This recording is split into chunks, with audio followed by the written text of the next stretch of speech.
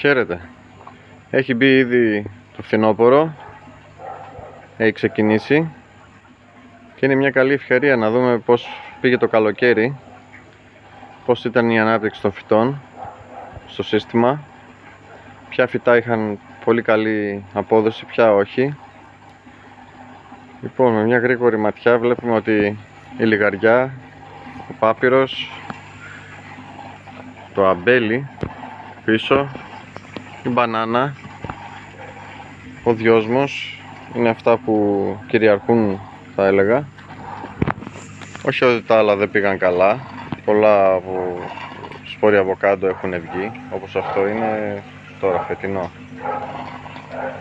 Πολύ γρήγορη ανάπτυξη.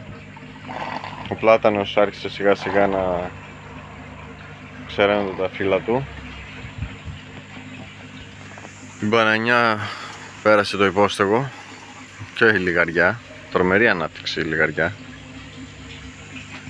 Όλα καλά. Κάποια στιγμή μέσα στο χειμώνα, τώρα όταν θα πέσουν και οι θερμοκρασίες,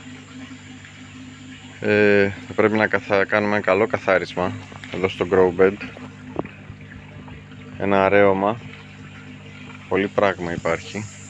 Πάρα πολύ. Αυτό. Και εδώ τα ψαράκια μας.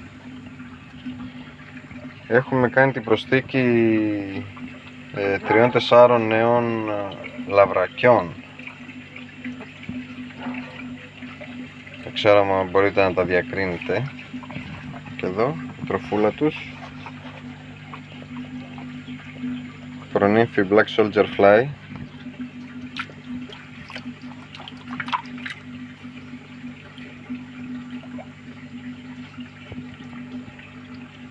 Πείτε μου άμα βλέπετε πουθενά τα λαβράκια μικρά.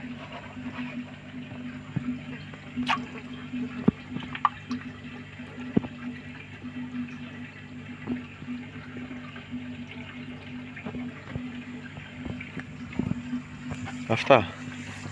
Ένα πολύ ωραίο συστηματάκι. Μόνο με το νερό από τα ψάρια. Τίποτα άλλο. Γεια σας.